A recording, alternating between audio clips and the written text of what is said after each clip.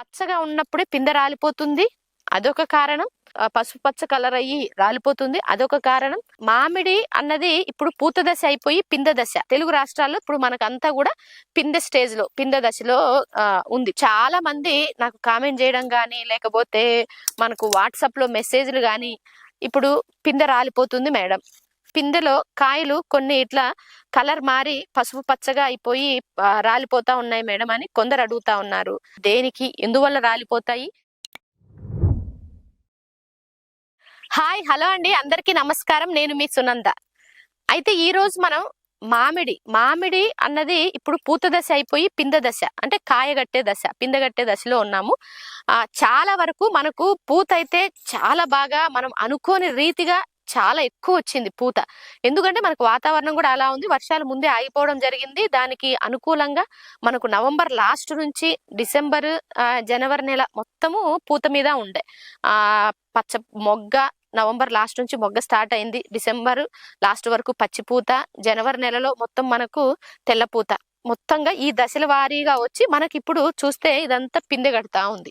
ఇక్కడ మన తెలంగాణ, తెలుగు రాష్ట్రాల్లో, తెలంగాణలో ఇప్పుడు మనకంతా కూడా పిందె స్టేజ్ లో, పిందె దశలో ఉంది, పిందె కడుతుంది. ఇంకా అక్కడక్కడ ఎక్కడైనా లేటుగా వచ్చిన దగ్గర ఇలాంటి సమస్య ఉంది. అయితే ఇప్పుడు మనకు చాలా మంది నాకు కామెంట్ చేయడం గానీ, లేకపోతే మనకు వాట్సాప్ లో మెసేజ్లు గానీ, ఇప్పుడు పిందె రాలిపోతుంది మేడం, పిందె రాలుతుంది, తర్వాత పిందెలో కాయలు కొన్ని ఇట్లా కలర్ మారి పసుపు పచ్చగా అయిపోయి రాలిపోతా ఉన్నాయి మేడం అని కొందరు అడుగుతా ఉన్నారు. కొందరు ఏం చేస్తా ఉన్నారు, వచ్చిన పిందెలన్నీ కూడా మీకు చూపిస్తాను.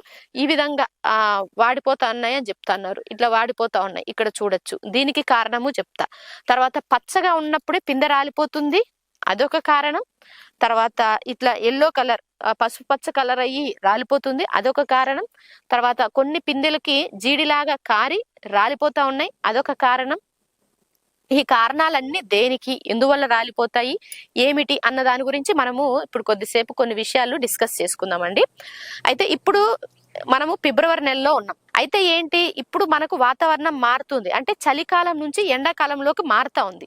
ఇప్పుడు వాతావరణం మారేటప్పుడు ఏమైతుంది అంటే, ఇప్పుడు మీరు చూసుకున్నట్లయితే రాత్రి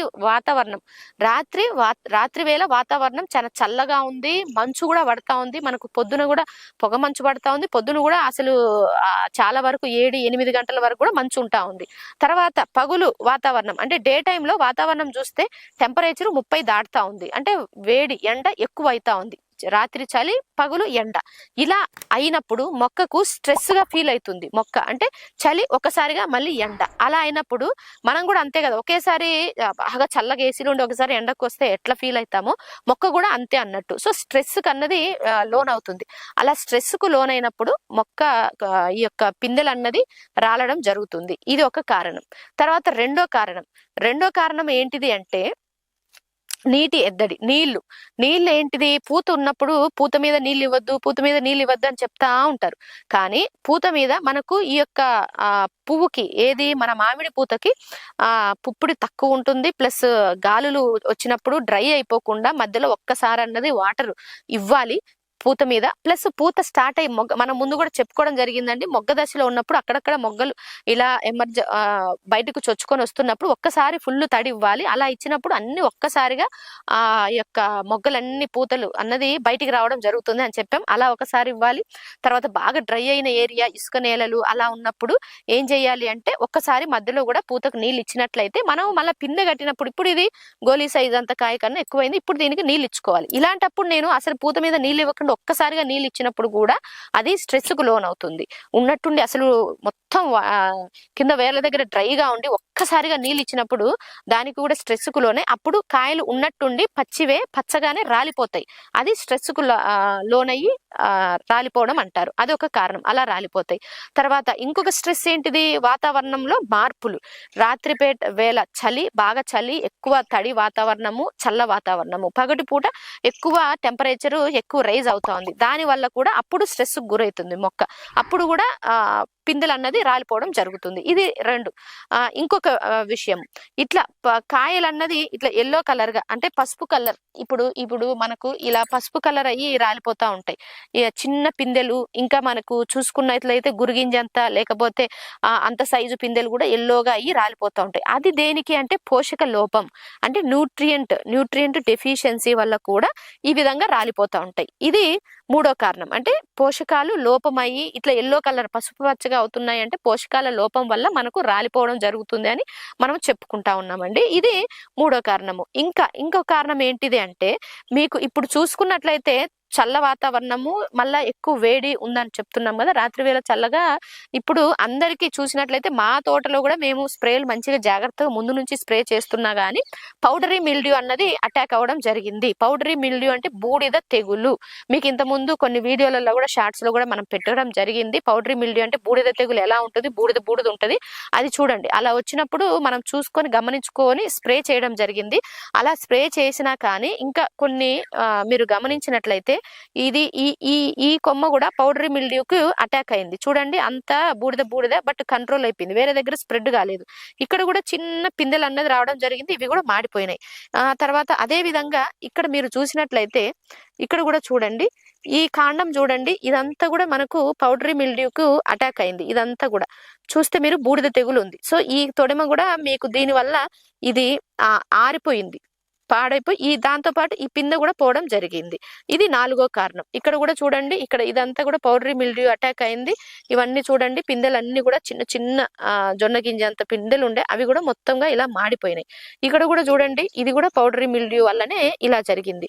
ఇక్కడ చూడండి, ఇదంతా కూడా పౌడరీ మిల్డ్యూ వల్లనే ఇలా జరిగింది. ఇది ఇలా చూసుకొని మనం గమనించుకుంటూ స్ప్రేలు చేసుకుంటా ఉన్నాం కాబట్టి అక్కడక్కడ కొంచెం ఇక్కడ చూడండి, మరి మీకు బాగా క్లియర్ గా కనిపిస్తుంది. ఇదంతా కూడా మీకు పౌడరీ మిల్డ్యూ మంచు వల్ల, అధిక మంచు వల్ల అటాక్ అవ్వడం జరిగింది. ఈ పిందె కూడా ఇది కాండం పోతే కాండంకి ఇది అతుక్కొని ఉంది, అది కూడా పోతుంది. అట్లనే ఇవి కూడా ఇట్లా అన్ని కూడా డ్యామేజ్ అవ్వడం జరిగింది. ఇంకా అక్కడక్కడ చూస్తే లాస్ట్ స్టేజ్ లో ఉంది. అంటే మనం స్ప్రే చేయడం వల్ల కంట్రోల్ అయింది. ఏం స్ప్రే చేసినాము అంటే పౌడరీ మిల్డ్యూకు మీకు అందరికి తెలిసిందే, మేమైతే స్వీప్ అవుట్ సల్ఫర్ స్ప్రే చేసుకుంటాము. దాని తర్వాత 4 రోజులు ఉన్నాక 5వ రోజు బ్యాసిల్లస్ సబ్స్టిల్లస్ స్ప్రే చేస్తాము. దానివల్ల మొత్తానికి అది అక్కడి వరకు ఆగిపోతుంది, స్ప్రెడ్ కాకుండా అది చచ్చిపోవడం జరుగుతుంది. సో పౌడరీ మిల్డ్యూ అటాక్ అవ్వడం వల్ల అది 4వ రీజన్. ఇంకా 5వ రీజన్ ఏంటంటే ఇప్పుడు వాతావరణంలో మార్పులు బాగా, అంటే వాతావరణం బాగా ఫ్లక్చువేట్ అవడం వల్ల ఇప్పుడు మీరు చూసుకున్నట్లయితే హాపర్స్ ఉధృతి చాలా ఎక్కువైంది. హాపర్స్ అంటే తేనె మంచు పురుగు, మంచు తేనెలాగా పడతా ఉంటుంది ఆకుల మీద అంతా. దానివల్ల మళ్ళీ మంచు ఉండడం వల్ల ఆ తేనె భాగం మీద మళ్ళీ నీళ్లు పడడం వల్ల మొత్తము సూటి మోల్లాగా నల్లగా అయిపోతా ఉంటుంది. దానివల్ల అది ఆ హాపర్స్ అనేది చాలా డేంజర్ గా మొత్తం రసం పీల్చేస్తుంది, పూతే మాడిపోవడం జరుగుతుంది. అది 5వ రీజన్. ఇన్ని కారణాల వల్ల మనకు పోతా ఉంది. అయితే ఎలా ఈ ఉధృతిని దీన్ని ఎలా తట్టుకోవాలి, మనం ఏం చేసుకొని ఉండాలి అంటే, మీకు స్ట్రెస్ గురి కాకుండా ఉండాలి. మనం ఒక్కసారిగా నీళ్ళు ఇచ్చినప్పుడు అంటే మధ్యలో ఒక్కసారి పూత మీద ఒక్కసారి లైట్ గా తడిచుకోవాల్సి ఉంటుంది. అలా ఇచ్చి మళ్ళీ మనం ఇలా పిందె అయిన దశలో మనం నీళ్ళు ఇవ్వడం వల్ల అక్కడికి మనకు కంట్రోల్ అవుతుంది. తర్వాత ఇంకోటి, వాతావరణంలో అటు ఇటు మార్పులు అయితే ఉన్నాయి కదా, ఫ్లక్చువేట్ అవుతుంది కదా, వాతావరణంలో మార్పులు అలా ఫ్లక్చువేట్ అయినప్పుడు అంటే ఎక్కువ చలి, ఎక్కువ చల్లదనము, మళ్ళీ పగులు ఎక్కువ ఎండ ఉండడం వల్ల మనుషులకే మనకు అసలు కొందరు జలుబులు, వైరల్ ఫీవర్లు అంటే వాతావరణ మార్పుల వల్ల అలా ఉన్నప్పుడు మరి మొక్క ఎట్లా తట్టుకుంటుంది పాపం, అది కూడా ఇంకా బయట చలికే ఉంటుంది.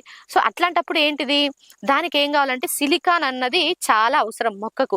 ఎప్పుడైనా గుర్తుపెట్టుకోండి, ఏ మొక్క అయినా కానీ వాతావరణం మారేటప్పుడు చలికాలం నుంచి ఎండాకాలం, మళ్ళీ ఎండాకాలం నుంచి వర్షాకాలం నుంచి చలికాలం మారే దశలో ఏదైనా కానీ ప్రతి మొక్క ప్రతిదీ పంట మీకు స్ట్రెస్ గురవుతుంది. అలాంటప్పుడు ఏం చేయాలంటే సిలికాన్ అన్నది అవసరం. అందుకని మేము భూమిలో ఏం చేసుకుంటాము, మేము ఎప్పుడు మట్టి స్ప్రే చేస్తానే ఉంటాం. మట్టిలో కూడా, మట్టి అంటే మొత్తం ఇసుక మట్టి కణాలు, అది సిలికాన్ అన్నది మట్టిలో ఉంటది, లోపట మట్టిలో. దాంతో పాటు ఇంకా మనకు ప్లాసిల్ సిలికా అన్నది కూడా చాలా మంది చెట్లకు మొదళ్లలో వేసుకుంటా ఉంటారు ఎరువులు ఇచ్చినప్పుడు, అలా కూడా వేసుకోవచ్చు. అప్పుడు సిలికాన్ దానికి లభ్యమవుతుంది. ఇంకా చెప్పాలి అంటే మేము ఎరువులో వరి పొట్టు కూడా వేసుకుంటా ఉంటామండి. అప్పుడు కూడా వరి పొట్టు మొత్తం డీకంపోజ్ అయినప్పుడు సిలికాన్ గా అది మారడం జరుగుతుంది. మళ్ళీ ఇంకా మీకు చెప్పాలంటే సిలికాన్ అన్నది మనకు మార్కెట్ లో కూడా లభ్యమవుతా ఉంటుంది. సిలికాన్ లభ్యమయ్యేది మీకు ఆర్త్లో సిల్సిలిక్ యాసిడ్, ఆర్థో సాల్సిలిక్ యాసిడ్ అనే రూపంలో మీకు లభ్యమవుతుంది. అది మనం నిరభ్యంతరంగా స్ప్రే చేసుకోవచ్చు. చేసుకోవచ్చు. అది సిలికాన్ మాత్రమే. అది సిలికాన్ వల్ల మొక్క అన్నది సెల్స్ అన్నది దృఢంగా ఉంటాయి. అప్పుడు మనకు ఇలా రాలిపోవడం అన్నది జరగదు. స్ట్రెస్ కు లోనవ్వకుండా చేసుకుంటుంది. మళ్ళీ మనం ఈ యొక్క సిలికాన్ ఇవ్వాలి అంటే మనము సిలికాన్ కావాలి అంటే మనకు ఎండిన పిడకల్ని నీళ్ళల్లో నానబెట్టి, బాగా ఎండినటువంటి పిడకలు నీళ్ళల్లో నానబెట్టినప్పుడు అదే విధంగా మనకి ఇప్పుడు ఆవు మూత్రంలో మనము ఇది ఉంటది కదా, ఇది వరి పొట్టును ఒక వారం లేక 10 రోజులు నానబెట్టినప్పుడు వరి పొట్టులో ఉన్నటువంటి సిలికాను దీంట్లోకి వచ్చి దాంట్లో అది కూడా మనం సిలికానుగా స్ప్రే చేసుకోవచ్చు. అది ఒకటి. సో అప్పటికప్పుడు మాకు రెడీ కావాలంటే కష్టం కాబట్టి ముందే చేసుకునే ఓకే. ఇప్పుడు వెంటనే కావాలి అంటే ఆర్థోసిలిసిలిక్ యాసిడ్ ని మీరు 1 ml per 1 లీటర్ లాగా స్ప్రే చేసుకోవచ్చు నిరభ్యంతరంగా. తర్వాత ఇంకా మీకు తొడిమ ఉంటది కదా, తొడిమ దగ్గర జీడి లాగా కారి రాలిపోతా ఉంటాయి. అది కూడా మనకు స్ట్రెస్ వల్లేనండి. అప్పుడు ఏం చేయొచ్చు అంటే మామూలుగా ప్రతి మొక్క ఈ యొక్క టైంలో ఏమైతుందంటే జిబ్బర్లిక్ యాసిడ్ అన్నది అవసరం అవుతాయి వాటికి. జిబ్బర్లిక్ యాసిడ్స్ మనము మొలకల ద్రావణం ఇస్తా ఉంటాము. మొలకల ద్రావణంలో మీకు జిబ్బర్లిక్ యాసిడ్ అంటే మొక్క దశలో ఏ విత్తనమైనా అంకురించేటప్పుడు జిబ్బర్లిక్ యాసిడ్స్ కొన్ని హార్మోన్స్ అవన్నీ రిలీజ్ అవుతా ఉంటాయి. దాంట్లో అది ఉంటుంది కాబట్టి మనం అది స్ప్రే చేసుకోవచ్చు. అది స్ప్రే చేసుకున్నప్పుడు మనకు ఆ స్ట్రెస్ నుంచి అది తట్టుకొని అప్పుడు రాలిపోవడం అన్నది ఆగుతుంది. మొలకల ద్రావణం అనేది స్ప్రే ఎప్పుడైనా కానీ ఫ్లవరింగ్ అప్పుడు ఫ్రూట్ సెట్ కావాలంటే మనం గోధుమ మొలకల ద్రావణం ఇచ్చినప్పుడు ఇది ఫుల్ఫిల్ అవుతుంది. అలా చేసుకోవచ్చు. అది చాలా తక్కువ క్వాంటిటీ కావాలి. 4 grams per 200 లీటర్ వాటర్కి అది సరిపోతుంది మామూలుగా అయితే. అంత తక్కువ కాబట్టి మామూలుగా మనకు ఆ మొలకల ద్రావణంలో అది వచ్చేస్తుంది. అది చేసుకోవడం వల్ల ఇది మీకు అది క్లియర్ అవుతుంది. తర్వాత ఇంకోటి ఏముంది, మీకు పౌడరీ మిల్డీ వచ్చినప్పుడు, తెల్లగా బూడిద తెగులు వచ్చినప్పుడు అది మీరు గమనిస్తారు. మనం ఇంత ముందు నుంచి చెప్పుకుంటా ఉన్నాము. Sweep out with combination sulphur 2 ml per litre sulphur. Sweep out అయితే ఎక్కువ ఉన్నప్పుడు 1 లీటర్కి 20 నుంచి 30 ml వరకు వేసుకోవాలి. ఎక్కువ బూడిద తెగులు ఉన్నప్పుడు అప్పుడు ఆ రెండు కలిపి కొట్టినప్పుడు అక్కడికక్కడ ఆ ఫంగస్ అన్నది చనిపోవడం జరుగుతుంది. తర్వాత బ్యాసిల్లస్ సబ్టిలిస్ కొట్టినప్పుడు అయితే దాన్ని మొత్తం నిర్మూలిస్తుంది, అక్కడికి ఆగిపోతుంది. ఈ రెండు కాంబినేషన్. తర్వాత ఇంకొకటి మనకు ఇలా ఎల్లో కలర్ పసుపచ్చ కలర్ గా అయిపోతా ఉన్నాయి కదా ఈ యొక్క పిందెలు అన్నది, దీనికి ఏం స్ప్రే చేసుకోవాలంటే న్యూట్రియంట్ డెఫిషియన్సీ కాబట్టి మామూలు కెమికల్లో చేసుకునే వాళ్ళు అయితే ఫార్ములా 4 మీరు స్ప్రే చేసుకోవచ్చు.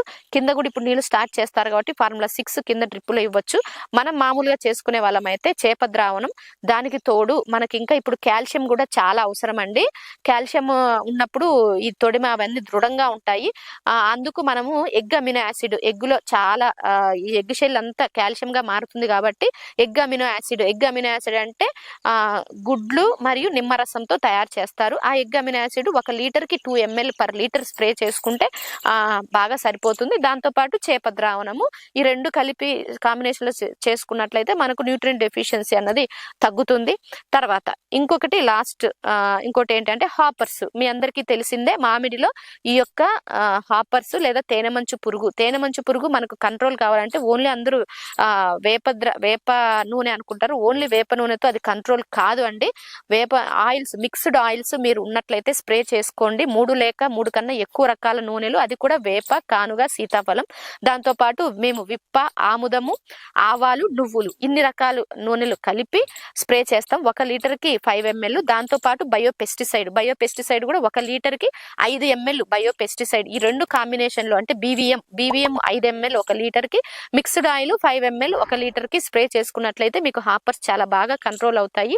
ఇంకా బాగా కంట్రోల్ కావాలంటే దాంట్లోని స్వీప్ అవుట్ మిక్స్డ్ ఆయిల్ ఈ యొక్క బీవీఎం, ఈ 3 కాంబినేషన్ లో చేసుకున్నట్లయినా కానీ మీకు హాపర్స్ అన్నవి చాలా బాగా కంట్రోల్ అవుతాయి.